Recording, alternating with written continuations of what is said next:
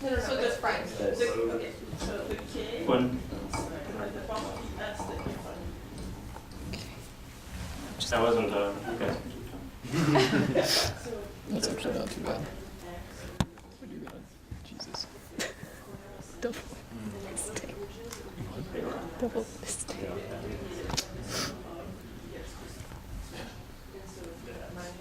No, we had a good time. It was a fun conference. It was really useful. Do you want me to hold one of these? Sure. Thank you. You're the best. Try to not get this chair in the shot. I'm trying to. I mean, maybe there's a way to do it so so you don't have to hold it the whole time. Hey. Waiting on anybody else? I don't know. I don't know. I think. As long as your committee's here. Thank you.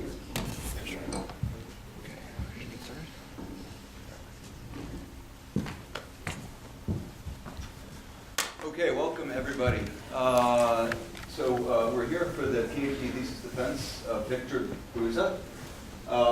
Victor has been a student here in the physics department, and I've known him personally since 2013. And I'm sure we'll have more to say about Victor later today. I'm looking forward to that. But for the time being, to introduce his colloquium, I'll just say that Victor has done some very impressive research that he will tell you about. His research has already been recognized by the physics department's Goldhaber Prize, so it had better be a good thesis. But to keep him honest, let's invite questions throughout, so feel free to interrupt him. The format today will be, we've asked Victor to prepare approximately 50 minutes of material, and so please feel free to interrupt him. It can go longer if necessary to resolve the questions, and then we're going to ask everyone else to be excused. We'll talk with Victor privately after he's done with his defense colloquium. But for the time being, how about we all welcome Victor and do what he has to tell us about his PhD thesis.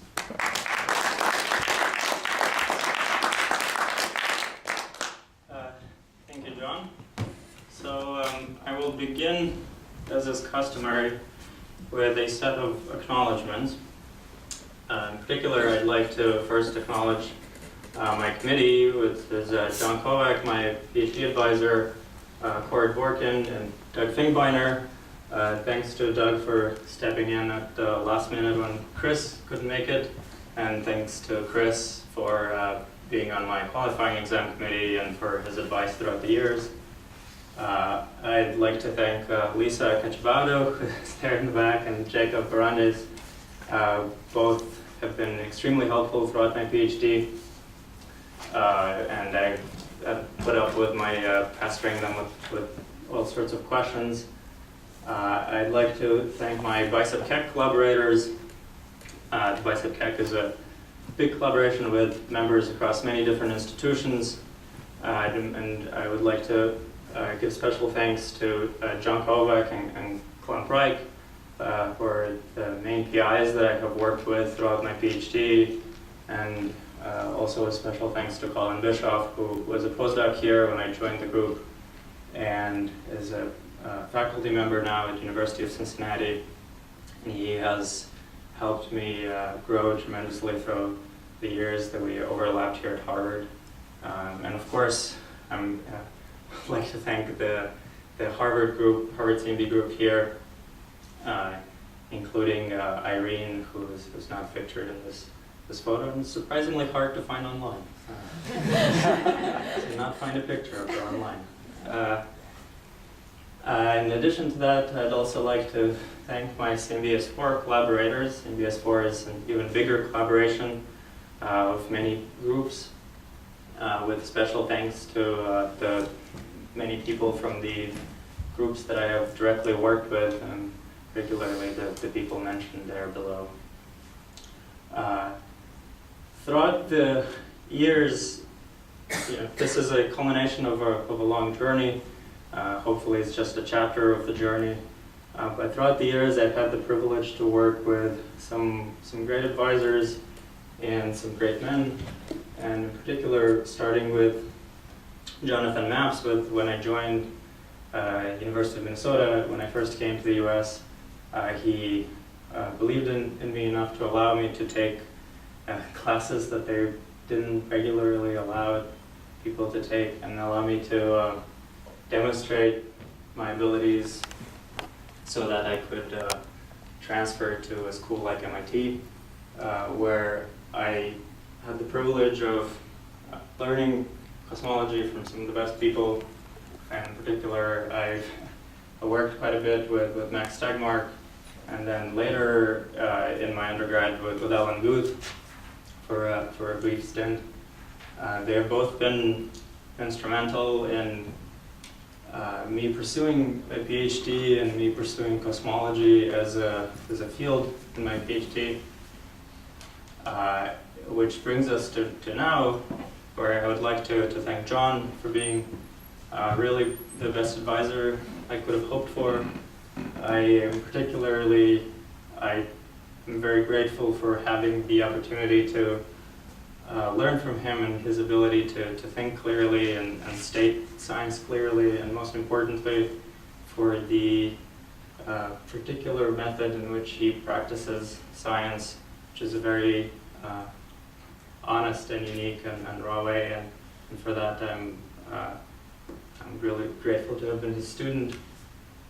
I'd also like to thank my best friends, Evgeny Pomodala, who couldn't be here. He's an old friend who has been with me through many things, and my partner Nina Maximova, who has injected lots of light and happiness in my life in the past few years. Finally, last but not least, I would like to thank my family.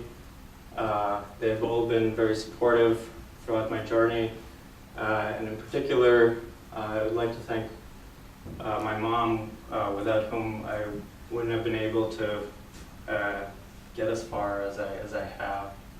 It is usually customary for people, at least in astrophysics, to show a photo of them being young with some telescope or a computer or something like this. I looked through the few photos that I have, and my childhood was quite different from that of many people, and particularly I grew up on a farm, so probably this is the most representative picture of what my childhood looked like. It was of being part of a family in a country that has been quite poor, and family that was quite poor, and just living off the land, shoveling dirt and growing animals and vegetables. And this image in particular sort of drives home my gratitude towards my mother, who really was the only person who valued education enough to be able to see beyond the means that we had and push me to sort of do better. And I think I wouldn't have been able to be here without her. So, let's talk about some science.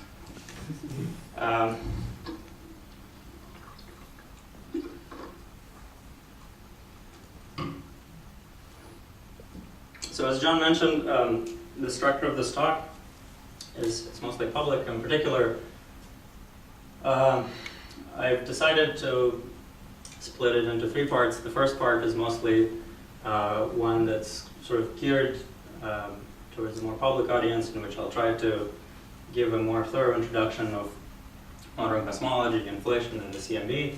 And then it will most likely veer off into a more technical land as I start talking about the actual work that I have done throughout my PhD, both for bicep Keck and for CMBS4. And so I apologize in advance if I lose some of you throughout this talk. Right, so we're currently in a very interesting period in cosmology, in particular because we've gotten to learn certain things about our universe to quite high precision. And so we've measured certain aspects of it very well, making some people herald it as sort of the era of precision cosmology. Yet there are still some very big questions that are left unanswered, like what makes most of our universe, what happened really in the beginning of the universe, how to really relate the physics of large-scale structures with the physics of really small scale quantum physics. And I'm personally quite optimistic about these open questions being really questions for a lot of fruitful discoveries. And part of the reason for that optimism is looking back into the past, trying to understand exactly how modern cosmology really evolved and see exactly how it actually is a fairly new field. And even 100 years ago is effectively when Einstein first postulated his theory of general relativity and told us that space and the dynamics of space really sort of the equations that govern the dynamic of space really take into account the constituents of space as well as the geometry of the spacetime. And to give you an idea,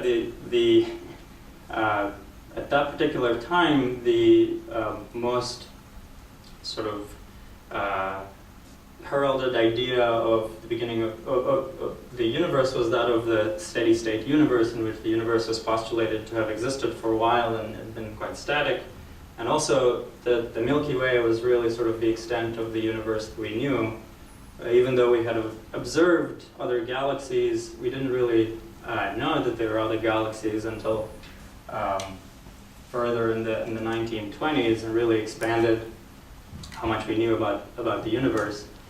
And around after GR with Einstein, in around early 1920s, a Russian physicist called Alexander Friedman showed a number of solutions to these Einstein equations, and showed that most of them were actually dynamic and they were very unstable, and it was very hard to achieve a static solution, and that most of the universes were actually either expanding or contracting. Sort of introducing for the first time the idea of a possible Big Bang further in the past, when the universe effectively was really small and hot and dense. The idea wasn't necessarily accepted right away, and in the 1920s, sort of late 1920s, Hubble made some observations that showed that galaxies are receding from us, and the further away they are, the faster away they are receding, which really drove down the point that the universe was expanding. Yet it took another 20 years or so until a student of Friedman's, George Camo, and his students, Alpher and Herman, were able to extrapolate, sort of have the foresight to extrapolate into the past and really think if the universe is currently expanding, if we just roll the film backwards, it must have been, as we go further into the past, the universe is contracting, and all the galaxies sort of get broken up, all the stars get broken up, until you get really an intense plasma of electrons and protons and photons that's really dense and hot, and it's really opaque, beyond which you cannot see. And the idea was that such a plasma would radiate, and you could be able to see the glow from it, and they predicted the glow would have around 5 Kelvin. It was only later in the 60s when, sort of by mistake, Arno Panzias and Bob Wilson, who's here at the CFA, detected this cosmic glow with their microwave antenna, and they this was really the smoking gun for the Big Bang theory, because it was having quite a lot of trouble before that. And in fact, the name Big Bang just came from people trying to sort of show how preposterous the idea of such an evolution was. And so with the discovery of this glow, which is effectively the photons from the last surface of scattering, sort of the moment when the photons decoupled from this plasma of protons and electrons, So people call it the surface of last scattering, or the cosmic microwave background. And it's really the same.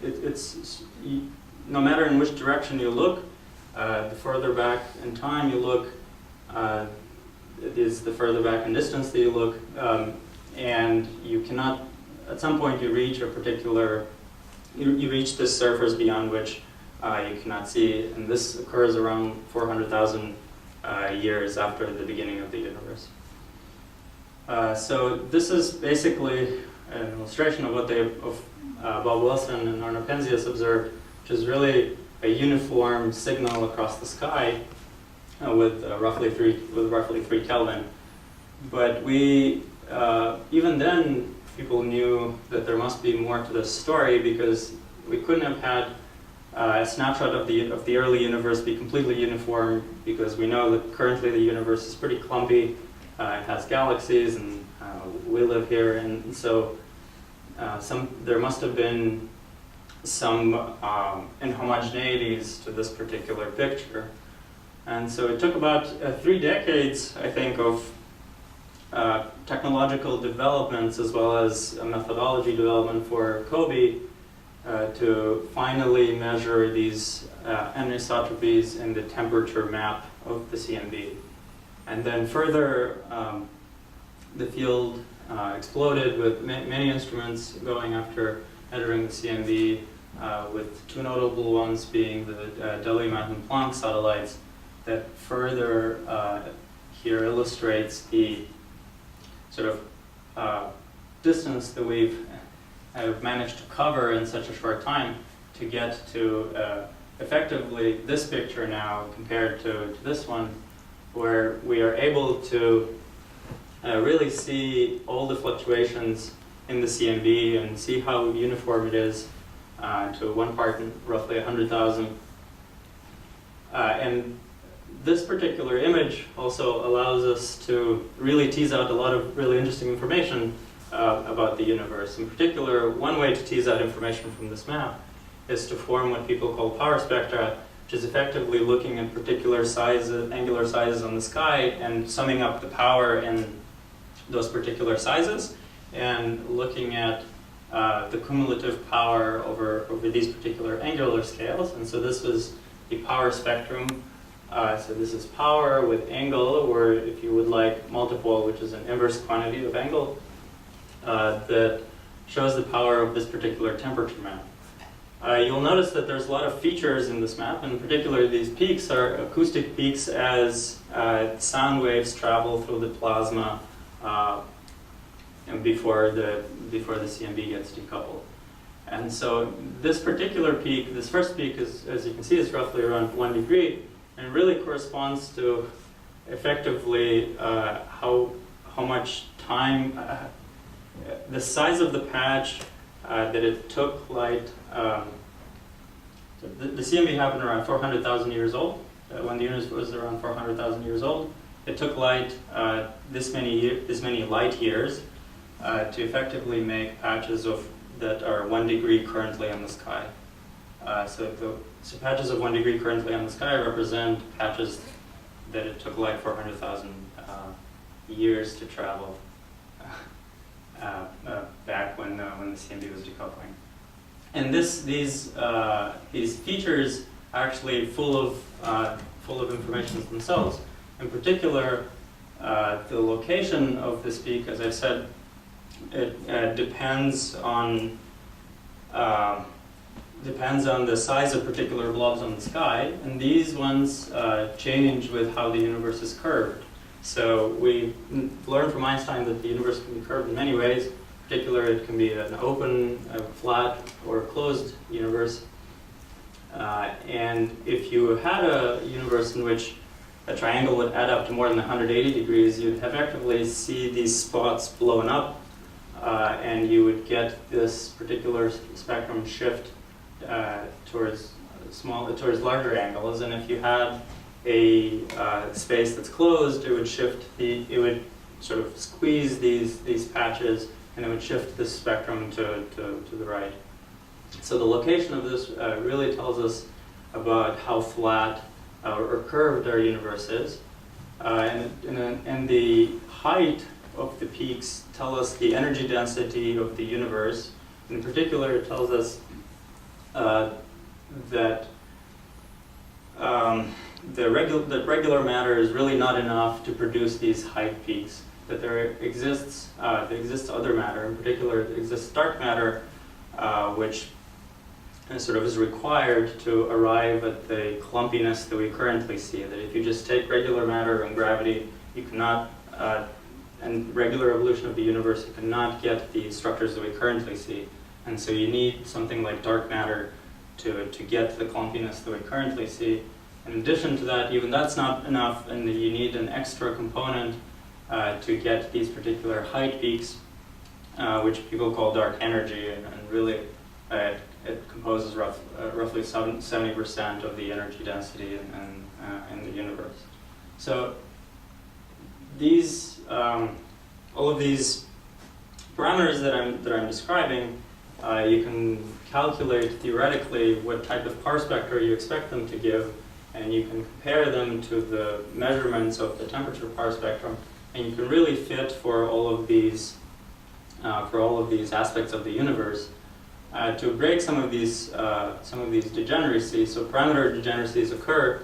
Just to give you a simple example of if I give you my weight, you can't necessarily tell my height and width from it, and so these parameters are degenerate. You need an extra piece of information to be able to decouple that. So people use galaxy clustering surveys in order to really be able to drive some of these degeneracies away and be able to constrain parameters about the universe to really high precision. This is just an example of what a CMB plus galaxy clustering survey can offer. So we've went from really not knowing pretty much anything about the cosmology and about how big the universe was, whether it was expanding or not, whether it was static or not, how old it was, how fast it was expanding, whether regular matter was all there was to it, to now knowing that there are different types of energy out there. That the universe is quite close to being flat, as parameterized here by this particular parameter, close to 1. That the universe is roughly 13.8 billion years old, and that it has a very particular seed clustering amplitude. Now, so the theory of the Big Bang really drove us, allowed us to get quite far in really measuring aspects of the universe, but it had a few problems. In particular, one of them is it can't really explain why the CMB is so smooth, why it only fluctuates for 1 part in 100,000. So if I look at different spots across the sky and take regular evolution of the universe, there is no particular way in which I can make these points be in causal contact to effectively drive their temperature to be the same. And so it's fairly puzzling in this particular picture why the CMB is so smooth at different points in the sky. People call this the horizon problem. Furthermore, we just said that we find that the universe is flat. And we know that usually in a gravitational picture, gravity will usually drive instabilities to further non-equilibrium phases. And so if you are currently in a flat state, you expect that further back into the past, we should have been in an even flatter state. And so to many orders of magnitude. And people call this the flatness problem. Two other sort of things that are worth mentioning is relative abundances of exotic particles. So during the Big Bang, we expected certain exotic particles to be created, magnetic monopoles, which we don't really observe currently, which is also puzzling. And then finally, even though we see this entire structure and we see the Big Bang, we see the sort of the afterglow of the Big Bang, we don't really know what caused these fluctuations in the CMB. So to solve some of these problems, in around 1980s, Alan Guth and a number of other people postulated this theory of inflation, which is effectively the idea that there exists a blob of exotic substance that has a constant energy density and has negative pressure. So it operates like a rubber band in which you have to put energy to expand it as opposed to putting energy to compress it, something like air where you would create positive pressure. And so these two particular aspects, if you put them in Einstein's equations, they drive an exponential expansion of the universe. So this negative pressure creates repulsive gravity, and you get this exponentially fast expansion of the universe. And in order to sort of expand this blob of matter, you have to put a lot of energy into it, so just like a rubber band. And this energy that you put into it to expand it is precisely the right amount of energy to create mass to keep its constant energy density. So effectively the picture is you keep expanding this space, you keep putting energy into the system, you keep creating mass to keep the energy density constant. And you might ask how energy is conserved and where this energy is coming from. And the simple sort of explanation is that the energy is coming from energy stored in the gravitational fields. So the gravitational fields permeate the entirety of the space. So as you create more volume, you permeate more volume, and so the overall energy stored in the gravitational fields increases. And it's precisely the right amount to be able to drive this inflation. So the actual energy of the universe is sort of close to zero, but you get this really interesting phenomenon in which you are able to have a really fast exponential expansion at the beginning of the universe. So this actually turns out that it solves quite a number of these problems. In particular, you can see that it solves the flatness problem. Sort of an illustrative example is if you take a sphere and you really inflate it by a huge amount, locally the space will start looking flatter and flatter. So inflation takes space as it currently is, and then it drives it to flatness. And so it's a prediction of inflation that we should observe a flat universe currently. In addition to that, it allows for this period of exponential expansion to make all the matter in the universe be in causal contact at some particular point, which allows it to equilibrate, and it doesn't make it surprising anymore that we see that the CMB is so smooth across the sky. In addition, it dilutes these exotic particles that we talked about, so we don't see magnetic monopoles. And sort of coupled with quantum physics, it allows us to seed the structure that we currently see. In particular, it's somewhat similar to particles and antiparticles creating at the boundary of a black hole, so close to the event horizon. And if a particle and antiparticle are created close, and one of the partners is getting trapped by the black hole, the other one will get emitted as Hawking radiation, effectively getting frozen in. The same thing happens with inflation, in which this exponential expansion takes these quantum fluctuations that arrive from effectively Heisenberg's uncertainty principle, these particle-antiparticle creations in space, and as the universe expands exponentially, some of these get frozen in, and these quantum fluctuations seed all the structure that we currently see. So even though it solves these particular problems, inflation is pretty crazy in the sense that it requires really high energy scales. It requires new physics of these particular blob of substance with constant energy density and negative pressure. It relies on us understanding quantum physics and strong gravity, in particular quantum gravity. I wrote here multiverses. Not really going to talk about this, but one of the aspects of inflation is sort of the production of multiple universes. And so so even though we solve these particular problems, it's a really interesting theory that requires a lot of new physics. But the fact that it solves these problems means there's something there, and we'd like to really see if there are ways to test it and makes any predictions. Maybe what you already mentioned, what's the motivation to assume that the energy density is a constant? Well, I mean, you postulate anything, but part of the reason you want the energy density to be constant is because that's what allows you to drive something like exponential expansion. You start by looking for something that would allow you to expand, to evolve the universe at a much faster rate than normal matter allows you to. And by looking at Friedmann's equations, you can see that you can achieve that by postulating something with constant energy density. That's effectively the solution to the Friedmann equation that gives you exponential expansion.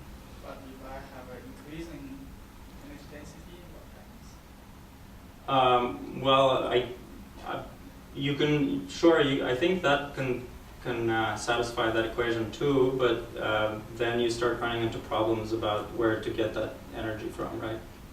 If you get increasing energy density with increasing volume. But here, if I have a constant energy density, if I increase the volume, the energy also increases. Yes. So where do I get energy from? As I said, the way you get that energy is from the energy stored in the gravitational field.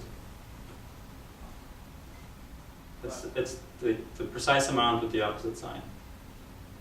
So using gravitational energy is not possible to increase the energy density? By increase energy density, you mean as I increase volume, not only does the energy density remain constant, but it further increases? Yeah, it's just not enough. You need more.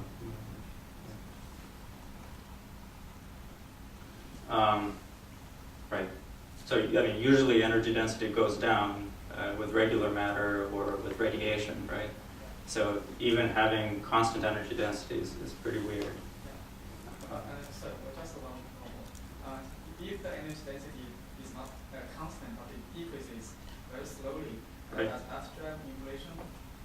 Well, there's a particular inequality, I think. So usually people talk about omega, which is effectively a power law scaling of the scale factor of the universe, and so there's an inequality that tells you that beyond certain values of omega you can drive inflation. I think it's -1 or something like that. Right. Okay. So inflation solves all of our problems. What does it predict, and how can we test it? So as we talked, first of all, it predicts a flat universe, which we observed. It predicts a certain rate of clustering, which we also observed. It predicts a nearly scale invariant spectrum of these density perturbations, which we also observe. And one of the sort of final predictions of it is it predicts that these quantum fluctuations, not only do they create fluctuations in the density field effectively, but they also create fluctuations of the space-time itself. So effectively creating gravitational waves, effectively creating perturbations to the metric or to the space-time itself. And these gravitational waves, if we were able to observe them, they would be a very clean test of inflation. And in particular, these tensor fluctuations or fluctuations to the metric, these gravitational waves, leave an imprint on the cosmic microwave background. And in particular, one aspect that it leaves a really clean imprint on is the cosmic microwave background polarization. And so this is as I've said, this is becomes a really clean test of trying to measure gravitational waves from inflation by using the CMB polarization. And the reason for that is that the symmetries of the density fluctuations and gravitational fluctuations are actually quite different. And so they produce polarization patterns that have very different symmetries. The density waves, so if you think about density perturbations and the effect they have on the polarization of a photon as it comes to us, they have a quadrupolar pattern with particular moments, and they create polarization vectors that are perpendicular. They're either horizontal or vertical. And here I'm showing a superposition of these. And if you think about gravitational waves, they really stretch the photons in completely different forms. So the symmetries that it provides have a quadrupolar variation with completely different moments, and there's no particular way to go from one to the other. And in particular, it turns out that these two create a basis for decomposing polarization that's effectively a curl-free and gradient-free basis for polarization decomposition. And so people call these ones E modes of polarization, and we call these particular ones B modes of polarization. So you'll notice that they create very distinct patterns, and there's no way I can sort of rotate this one to create this one. And the ratio of the amplitude of these particular B modes and E modes is the so-called tensor to scalar ratio, and it's effectively the parameter that tells us how much energy we have stored in gravitational waves of primordial origin. And so detecting something like R is something that would allow us to really sort of confirm one of the last predictions of inflation and tell us what the energy scale of inflation was when it occurred.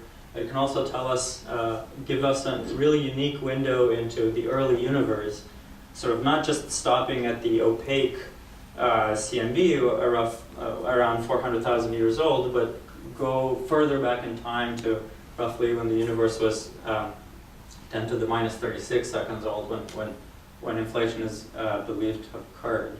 And so this unique window is really exciting, and might tell us something new about the nature of gravity, and in particular quantum gravity. And I'm not the only one who thinks that this is exciting. In particular, there are many collaborations that are doing that. One of them is the aforementioned Bicep-Keck collaboration, which I've been a member of for many years. And with Bicep-Keck, we effectively, over the years, have built increasingly more and more powerful telescopes to observe this CMB polarization. So what we have is small aperture telescopes that are specifically built to target degree peak scales of the on the sky, where we expect if there were to exist a B-mode signal from inflation, we expect it to peak roughly around degree scales. And so the instruments are optimized to look for information on that scales. And we're located at the South Pole, where we can integrate continuously over a small patch of the sky because we're not hindered by the rotation of the Earth. There are further benefits to being at the South Pole, in particular it being a very high altitude and dry desert, effectively, which really drives down the amount of water vapor that you have in the atmosphere and really allows for less of an absorption by the atmosphere as you can to these microwave waves. So in addition to having many instruments, so we have Bicep-2, which really observed is a camera with 500 pixels, all at 150 gigahertz. Then we had Keck array, which was 5 times Bicep-2, and it had the ability to change different tubes at different frequencies independently. Then we had Bicep-3, which in one telescope had the throughput, and one tube had the throughput of the entire Keck array, and then we're finally currently building Bicep array, which is effectively 4 copies of Bicep-3. So in addition to building these increasingly more powerful instruments with just increasing the number of pixels, we've also increased different frequencies that we observe that. And the reason that you want to do that is that we currently are in a galaxy, and as the signal travels from the CMB to us, it goes through It goes through the galaxy.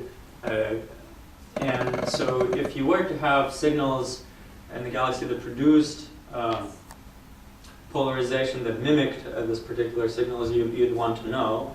And from studies from full sky studies like Planck and WMAP and so on, we really have learned quite a bit about the both frequency and spatial variation of these particular foregrounds. And so here I'm particularly talking about on the high frequency and talking about dust. So these are polarized, particularly silicate particles, but can be something else, that are often spinning, that create a polarized emission at high frequencies. And then on the lower end, we have synchrotron radiation, which is effectively charged particles zipping through the magnetic field of the galaxy, again creating polarized radiation.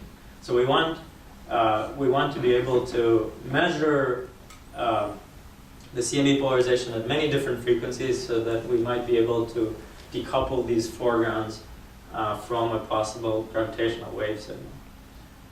And so, as I mentioned, we had BICEP 2 operating at 150 gigahertz, and then in the first few years, the Keck array operated only at 150. We then switched 2 of the receivers to 95 gigahertz, and then in 2015, we switched another 2 to 220. Obviously, we've observed since then, and upgraded since then, but this really is the year up to which we have currently published data, and so I will focus mostly on published data, but I will talk about data that we haven't published yet and what the upgrades have been since then. And so just focusing on this one, basically then what we do is we take this entire integration time and then we form these CMB maps.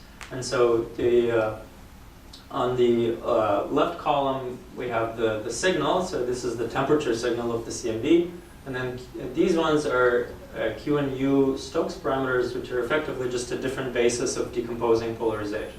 So the same way as E and B modes were a way to form a basis to decompose polarization, the Stokes Q and U parameters are another way. So here we show both signal and noise for a particular map integrated at 95 gigahertz.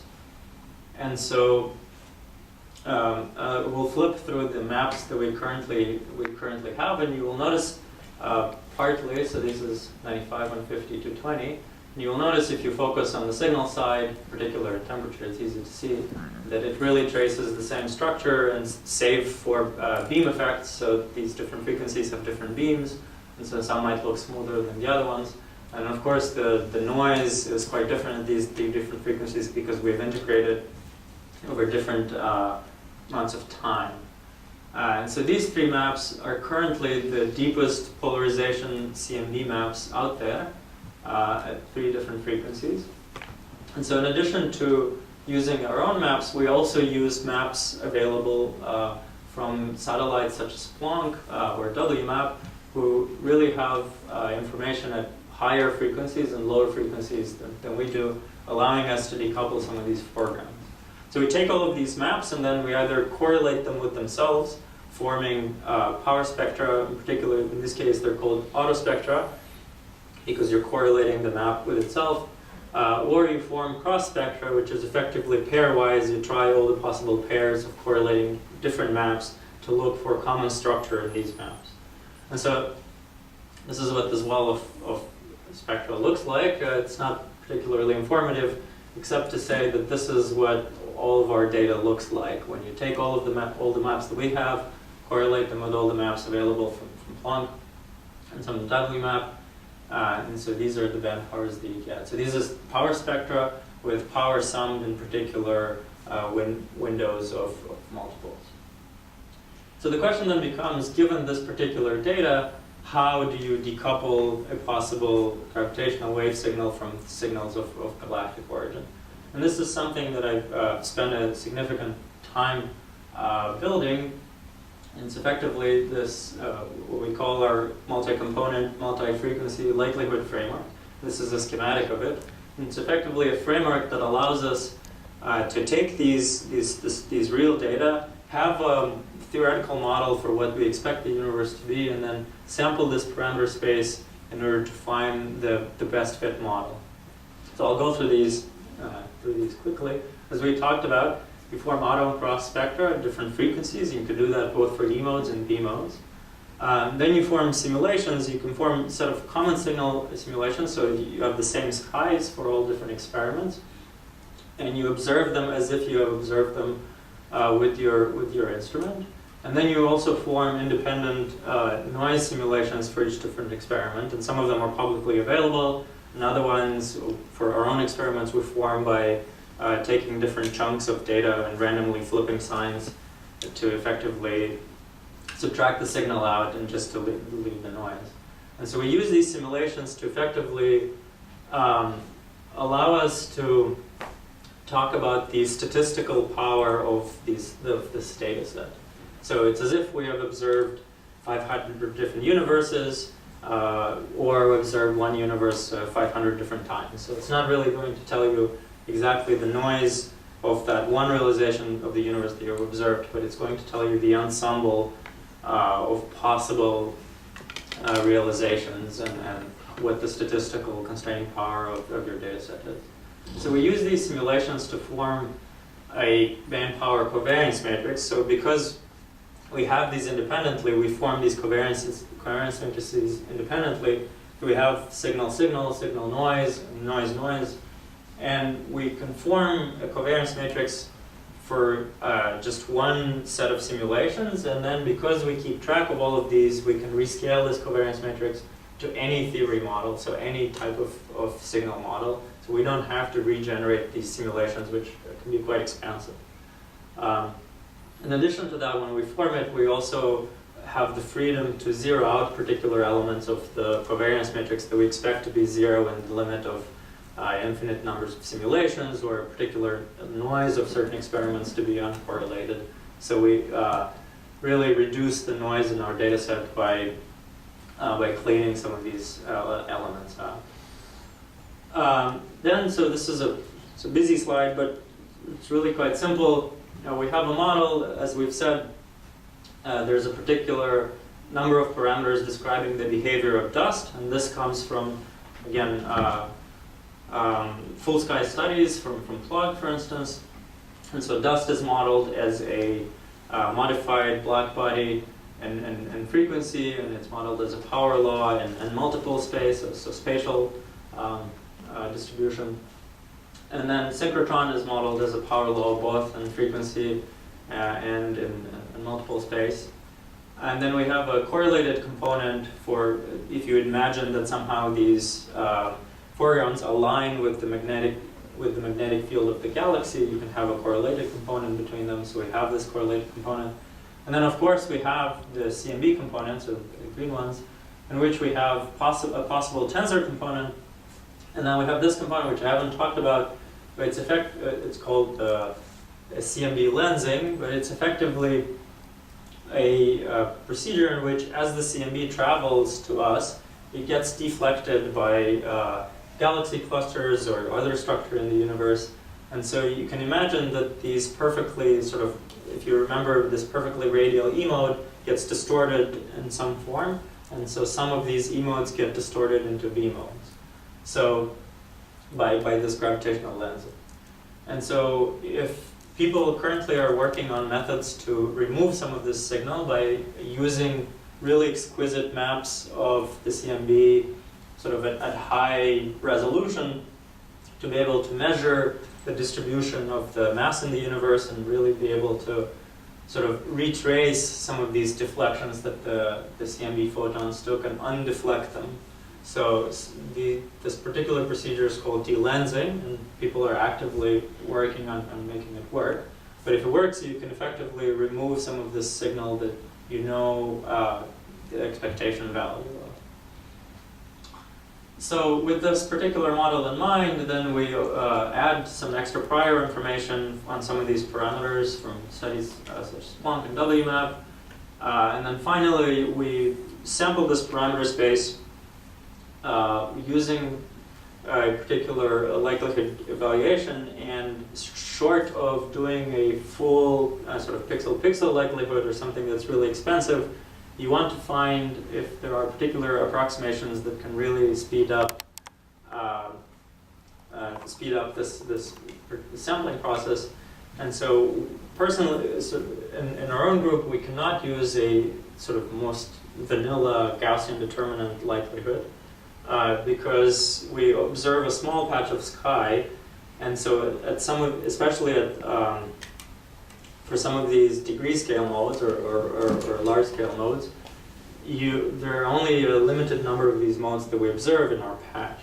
And a distribution with a limited number of modes is chi-square distributed as opposed to Gaussian distributed. And so our band powers, especially the lowest multiple band powers, are chi-square distributed, so we want something that really accounts for that. So the Hamiacha-Lewis likelihood approximation does that, and so that's what we use. So this is the first application of this likelihood framework, and this is the first application using BICEP2 and Keck data from the first few years, only at 150 gigahertz, and this was the analysis sort of that immediately seeded the original BICEP2 announcement, and something that John and Cora worked on with me as well.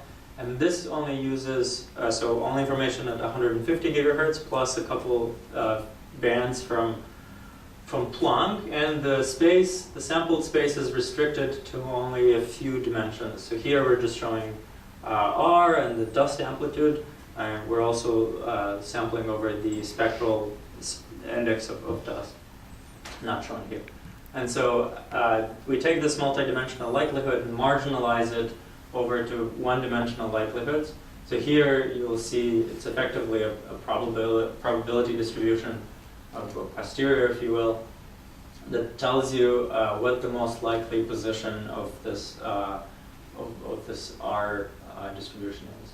And here, one important point to see is also what we call the zero to peak ratio, which is effectively a measure of the statistical power for us to be able to describe how unlikely it is that R is 0. And you can see that if this number is large, then it's still quite likely that R is 0. So in case of a detection, for instance, we're detecting dust here. So the zero to peak ratio is very, very small. So you can see that dust is detected at very high confidence. Then, with adding data from 95 gigahertz, we really significantly, we only had one map, but we had a lot of cross spectra between these different maps, so a lot of information gets added. So we significantly expanded the parameter space that we sample over, and we noticed that the sort of one-dimensional marginalized posterior on R both shifts down and narrows. So even though we've added data and we've effectively narrowed the overall error on this parameter, the fact that it shifted down makes it even more likely that the signal is null. Finally, when we add in extra data at 95 gigahertz and more data to 20, keeping the same parameter space with the exception of expanding this dust sink correlation parameter into negative regimes. So here we restricted it to physical regimes. We don't really have any mechanism that tells us that dust and synchrotron should be anti-correlated. So that's why we did this. Here in this most recent release, we expanded this to negative regions, which we see that the data slightly prefers something negative, but still it's compatible with 0. Right, and so the expansion of this parameter space here also got rid of this double peak that we saw in the synchrotron, and now we're seeing some hints perhaps of synchrotron, but really would have to wait until we get much better data at low frequencies to be able to say more about synchrotron. If we focus on R, we see that the zero to peak is roughly constant now from what it was, and as expected, the constraints on the constraint narrows by quite a bit, especially if you look in these multidimensional spaces. And again, we're detecting dust at a very, very high significance. Now, so I've talked about how this R parameter really tells us about inflation. One particular way, which is popular for people to show exactly how the parameter space that is easiest to see exactly what these constraints on R can tell us about the different inflationary models is this particular space in which we're showing R on one axis and the aforementioned scalar spectral index. So this is effectively the index of the power spectrum of just the scalar fluctuations. And so we said that inflation predicts that it's fairly uniform, so it's really close to 1. And so each point in this parameter space is effectively a possible prediction of a possible inflationary model. And so constraining it to this particular, these particular 68 and 95% confidence intervals with original Bicep-Keck-Planck data show us what the allowable region was for these in this inflationary space. And here we're just showcasing some pretty simple popular models of inflation. Here we're just this band shows signal field monomial models for inflation and their predictions in this parameter space. So as we add more data at 95 gigahertz and then more at 95 and 220, including new Planck now, we see that we further constrain this parameter space. So now, particularly this phi square model, which was very popular for a really long time, is now disfavored quite significantly. This phi model is also starting to be disfavored at more than 2 sigma. And some of these models were sort of really sort of the models that people expected or wanted, or they're very popular models for many decades. So even though these improvements might look insignificant in this particular parameter space, the proper way probably to think about this is to think of every single point that's being excluded here as decades worth of work by some theorists. So, in particular, when I worked with Alan Guth, we worked on some hybrid inflation models that were his pet theories for like 20 years or something like this, and then with just this first release, they were completely out. And that shows you both the interplay of theory and experiment, but also how important it is that we continue to constrain this parameter space going forward. And here I'm just showing you what people quote in terms when you don't have a detection, you quote an upper limit. So it's effectively the 95% confidence interval. And here it's parameterized as 0.06. So now going forward, as I've told you, we have data beyond 2015, and in particular with Keck array we observed, in these past 3 years, we observed a lot more data at 220, and then we switched in some 270s, which are probably the highest frequencies we can hope to get from the ground, to really get a handle on both, not just the dust amplitude, but its possible variation in frequency space. In addition to that, in the meantime, we've also had Bicep 3 taking data, also all at 95 gigahertz. So you'll notice that we're adding at high frequencies as well as these medium frequencies where the CMV is brightest. And then finally, currently, we're in the process of developing and building Bicep array, so the next generation in the Bicep Keck series. That so you can see that it's actually being built, and I'm just showing sketches. So we're expecting to deploy at least the 30-40 gigahertz receiver this year, which should really allow us to improve our handle on the low end on our measurements on synchrotron. And so And so the natural question to then ask is, so this is just a summary of improvements that we've made over the years with these data sets. And it's important to, I guess, for me to mention here, because I'm brushing so many analyses aside, is that we've explored many different variations to these baseline analyses that I'm showing here. And we've really spent a lot of time trying to make this particular analysis robust in every single way possible.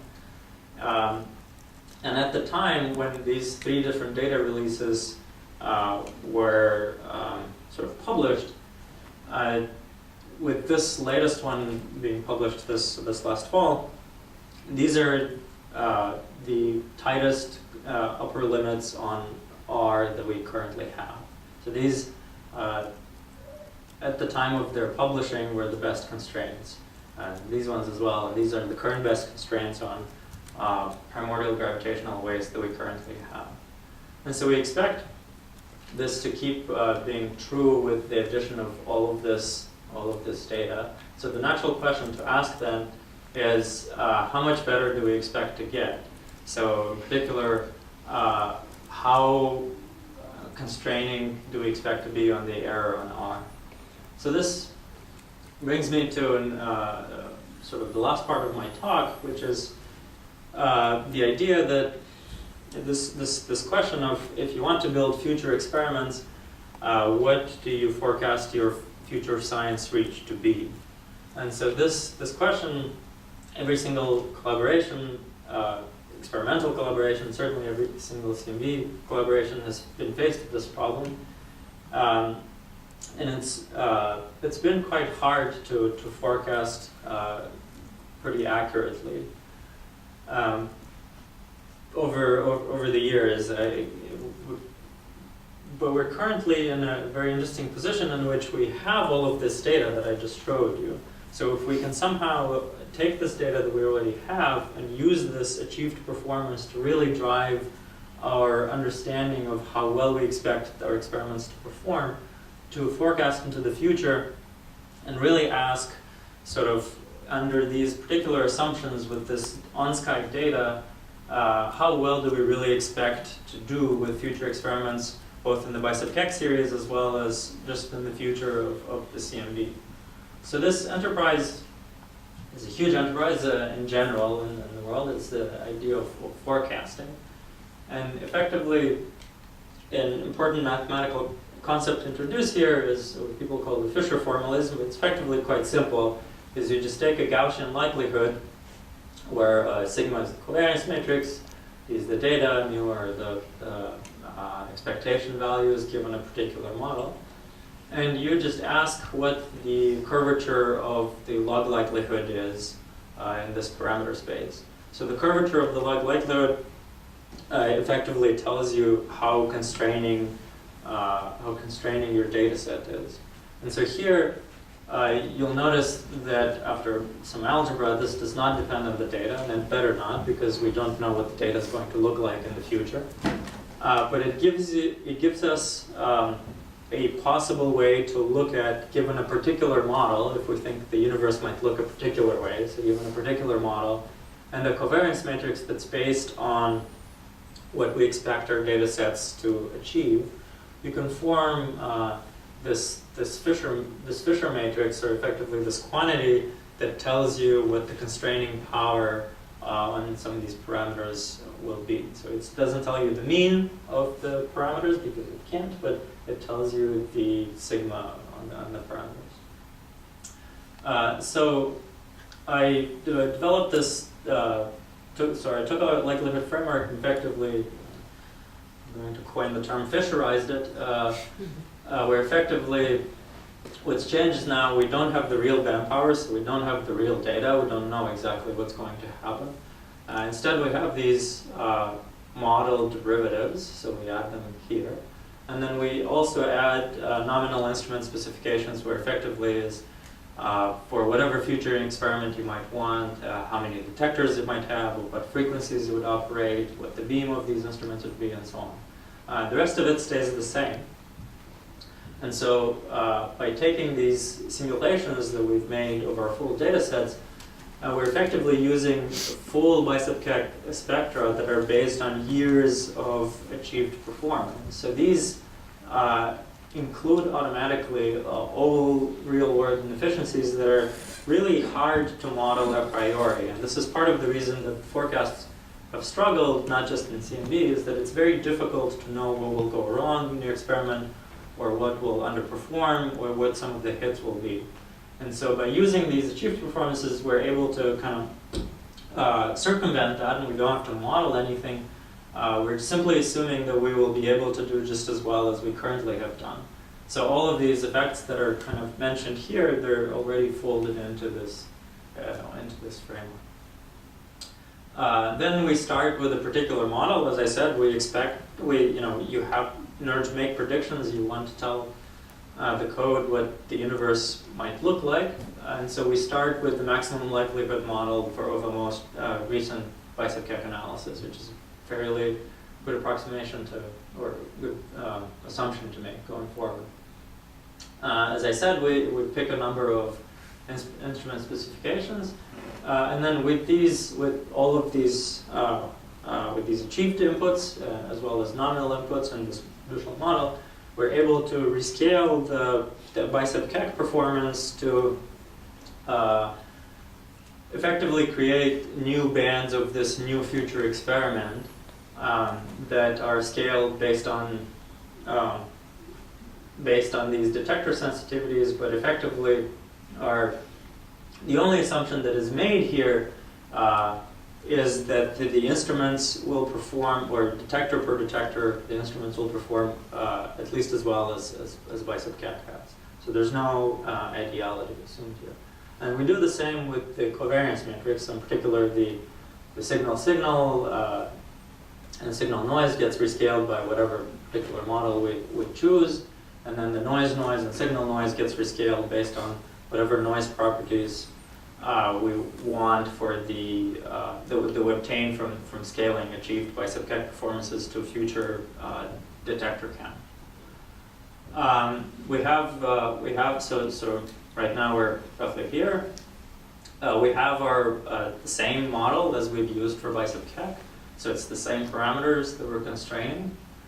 And we're effectively, instead of having the Hamimechi-Lewis approximation, we're now doing a Fisher calculation that uses this achieved performance scaled covariance matrix and then the model derivatives to effectively forecast parameter constraints. And so these are some of the specifications, for instance, for bicep-Keck. So as I've said, we've observed with the Keck array, with bicep-3, so the bolded numbers are measured numbers, and the rest of them are numbers that are sort of scaled from these performances. And here we're just showing the noise equivalent temperature, where it's effectively how fast you can acquire information at a particular frequency. And so the smaller the number, the faster you can acquire information. And then obviously the different beams at the different frequencies and the different number of detectors. Here, the last quantity is the survey weight. And so survey weight is, you can think of it as the integral of the cumulative amount of information that you have at a particular frequency. So the larger the number, the more information you have. So with this framework that I just showed you and these particular nominal instrument specifications, you can make the following plot, which looks busy, but it's quite simple. Here we're just showing you the deployment schedule of these different experiments. Here we're showing you, as you integrate over time, what we call the map sensitivity. So this is effectively the power in the noise map. So as you integrate, the noise map, the power in the noise map goes down. So you so as you can see it here at all these different frequencies. Here, these crosses showed these 3 data sets that I just showed you, with the gray one being the latest one that we released. And then finally, the sort of last plot shows you the sigma r, the forecasted sigma r with time, given these assumptions that I just told you about. And you can see that because we're using these achieved performances, we're able to use these data sets to actually forecast what the actual achieved constraints were. So these crosses are actual achieved constraints from our actual analyses. This gray line is the forecasted line. So we really sort of believe that we've effectively calibrated these forecasts against actual data. You'll notice that as we start increasing our sensitivity, so here's where we are. We currently, so this is what we've published. Here's where we currently are. So we've told you about all this information that we'll add. So we expect with the current data we already have to get an improvement of roughly a factor of 2 in constraining power on R. And then going forward, it's going to be quite difficult to make rapid progress, and part of this is because we're observing a limited amount of modes by looking at a small patch of the sky. So we're getting to regimes in which we have high signal to noise for a lot of these modes, and we're able to decouple foregrounds with really high precision, and that the thing that's really dominating our variance on R is what I mentioned before, which is the lensing amplitude. So you really start needing to do this delensing analysis that I mentioned, and in particular we're planning on using data from the South Pole telescope, which is also located at the South Pole, and it is observing the same patch as Bicep Keck, and it's a huge dish with very precise resolution that allows us to map the mass in the universe and allows us to do this undeflection process.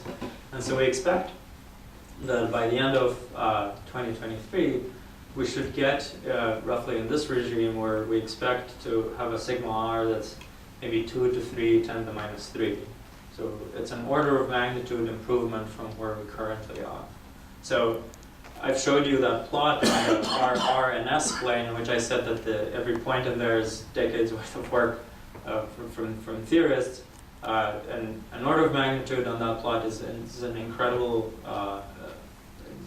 sort of achievement, and it really constrains that possible space of parameters. In particular, this is just to drive that down. This is the order of magnitude difference, and here I'm showing further particular models of inflation that people have come up with. In this particular case is a case of non-detection. So if the signal is below our constraining power, so we're still just placing upper limits on R. This is what we'd be able to do. So possibly we'd be able to really exclude these single field monomial models. We'd be able to start saying something about these sort of models which are the popular Stravinsky or Higgs models. And then if R is not 0, then so here we're illustrating a signal that's roughly around 0.015. And then we'd really start to be able to detect it to at least 2 sigma, perhaps more, and start to then really constrain not just the space here down, which can go as it's a logarithmic scale, so it can go as further down as you want. But here we're actually constraining the volume of parameter space is really small. And then finally, beyond bicep array and beyond the bicep program, you can ask what is the ultimate CMB polarization experiment from the ground that you can build? What if you had all the possible detectors? What would you build? And so this is what the entire field has come together to create this concept of CMB stage 4. So we're currently at stage 3, so roughly tens of thousands of detectors. So here we're talking about hundreds of thousands of detectors with the entire field pushing forward, building this massive instrument. And so you can ask the same question, but here you can ask it slightly differently. So CMBS4 is stated to be to operate in 9 different bands in these 4 atmospheric windows that are accessible from the ground. We plan to observe it from the South Pole and in Chile to access different parts of the sky.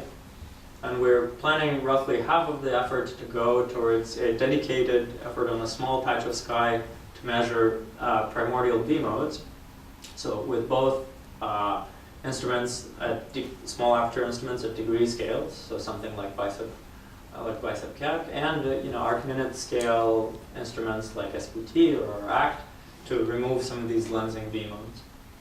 And then half of the other effort is going on as much sky as we can access from the ground for science that really benefits from accessing as many modes as possible. So the question here is, given this amount of effort, given all of these particular frequencies, given what we've currently achieved with bicep Keck, what is the optimal distribution of effort across these 9 bands? And what is the optimal distribution of effort across instruments that measure degree scales versus arc-minute scales? And so this becomes an optimization problem that I've implemented here, this is effectively a gradient descent algorithm that at every single step looks at all the dimensions across which it can allocate effort. So here, the x-axis everywhere is just effort. And decides where to allocate effort, such as to yield the lowest sigma r, so the best constraint amount. So here I'm showing you the individual amount of effort at different frequencies as time goes on, with this gray band signifying the amount of effort going towards the delensing survey, so the arc-minute survey. Here I'm showing you the map depth. So as I said, it's the power and the noise map sort of going down with time.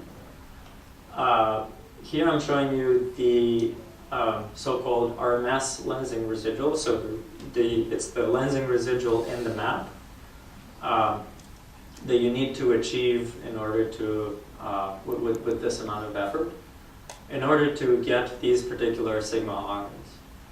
So here, so I've said it's roughly 2 million, half of 2 million detector years, and so we're stated to the sort of baseline for this particular part of the survey stated to be roughly around 1 million to 1.2 million detector years.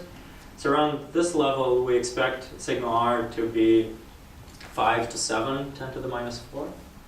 So it's another factor of 6 to 8 from what we expect to achieve with bicep array and SPT3G by the end of 2023. And in order to achieve that, you need lensing residual of around 30% in the map. So effectively, you need to remove 90% of the lensing power to get to this. And so this distribution, effectively, you can then offer a baseline CMBS4 configuration, which may have evolved currently, but this has been the baseline CMBS4 configuration for a long time, which is so this optimization effectively tells you how many detectors you want at how many different frequencies, with what beams of these particular frequencies, and how much effort do you want to put in these arc-minute telescopes and so on, and what are the expected sigma r's that you get given particular r values. So again, we see that in the case of no signal, we expect to get a sigma r of roughly 5 times 10 to the minus 4. And then in the case of a signal, like 3 times 10 to the minus 3, we expect a 4 sigma detection by the end of 4 years of observation. So this I'm just showing for illustrative purposes, but it's effectively showing that this process of arriving to this baseline has not just been to do one optimization and then offer it and then take it at face value. It has been to take these achieved performances, get to these baseline surveys. So effectively, I've told you all about this. And then we use these to form synthesized noise maps and signal maps of various degrees of complexity and analyze them with different particular methods to recover the same parameters that we forecast. And if we don't recover them, then we revise the forecasts and we repeat the process to get to a validated baseline instrument that we then put forward in a proposal or to the field. So then finally, going back to these RNS plots, these are slightly outdated at this point because they don't have the most up-to-date current contours, which we can't see anyway. But they further drive down just how powerful these instruments are expected to be. Now we're talking about 2 orders of magnitude improvement in this particular parameter space. And so we expect that if we, for instance, if we detect primordial B modes at around these levels, it would mean that the theory of inflation and quantum gravity itself will have to accommodate what people call Planckian field ranges, which are effectively how, it's not trivial to describe it, it's effectively how much the inflaton field, so the field describing inflation, travels throughout inflation. And then if we don't detect R, it will effectively drive down, effectively exclude a lot of the models, in particular a lot of models that currently sort of naturally give you the level of the spectral index that we currently observe. So to conclude this particular aspect, we've sort of, in the past hour and a bit, we've talked a lot about why the history for inflation, why inflation is important.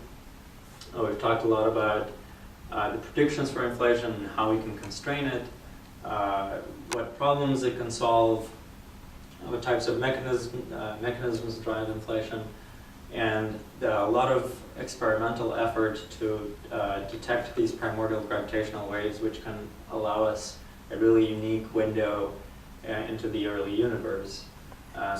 We've also talked about further efforts, both in the Bicep-Keck team and in the field overall, to further push these limits first by 1 order of magnitude and then another by the end of 2023 with Bicep Ray and SPT3G. And I think CMB-S4 is stated to start observing in late 2020s. So we expect the CMB polarization field to be and this is sort of in the vanilla way in which we aren't going to see something completely new. So we expect in the next couple of decades to really bring a lot of really exciting both theoretical and experimental information about cosmology and in particular about the early ones.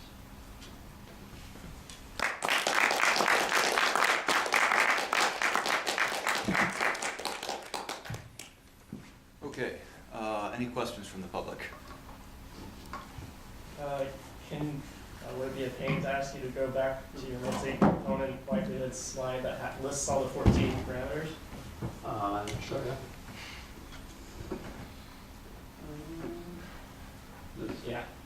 So I guess I'm just wondering kind of the organic evolution to those 14 parameters. Like some of those are obvious no-brainers that we should have them and we should always have them, but I know like some of those, we haven't always had all 14 of those, so I'm just kind of wondering what that evolution was like. How did we get to some of these? Was it just from scratching our heads over initial data sets and wondering what it might be, or is it more intuitive that, hey, this physics is happening and we should make sure we're accounting for it?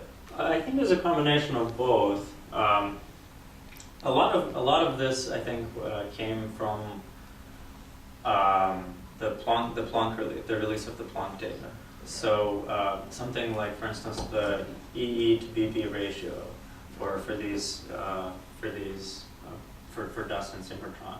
Like I don't think we would have really expected the ratio of power in E modes and B modes to be different for these, but it turns out that it is.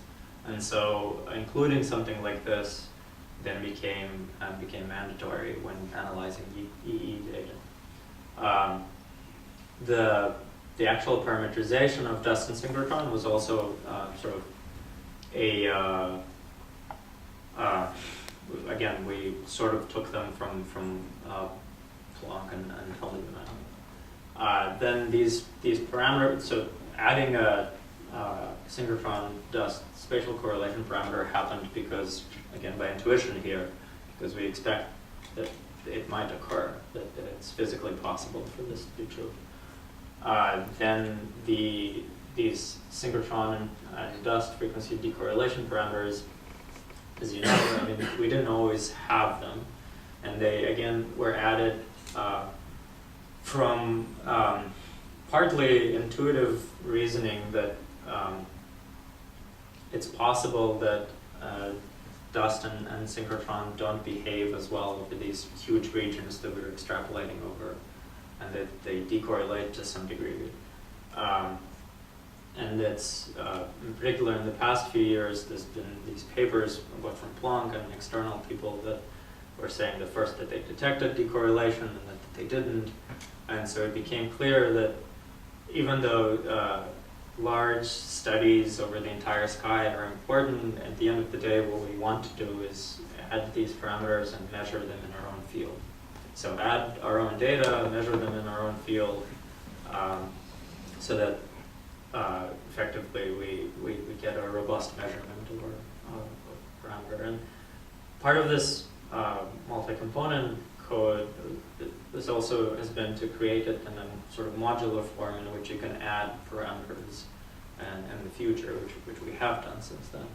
So if new physics becomes available that tells us about particular modeling for some of these, or tells us that the EE to BB ratio now, is really well known to some degree, or there's a very tight prior in it, or that that will tell us that dust needs to evolve to a two-model dust, or something like this, even At over least.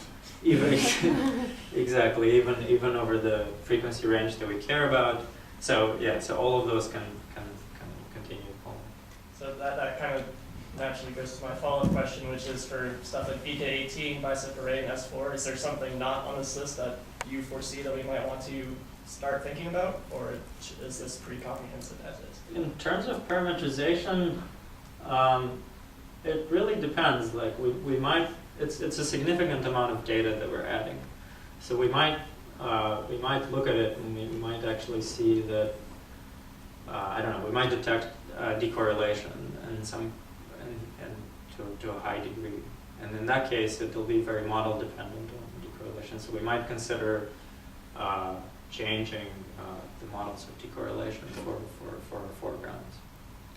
I don't. Again, with that amount of data, since we're constraining dust already so well, again, it might be interesting to look at multiple populations of dust, even though we expect them to have to not be very different from just single model dust over these frequency ranges. But currently, I don't expect that we will need more parameters. But with just looking at the simulations and the data, it might become clear that we need something. Which is, it's kind of how it's been the case, that we haven't really looked at the data when we analyze it, but in the process of building the baseline, looking at the simulations, we sort of see new interesting things that make us decide on a particular baseline.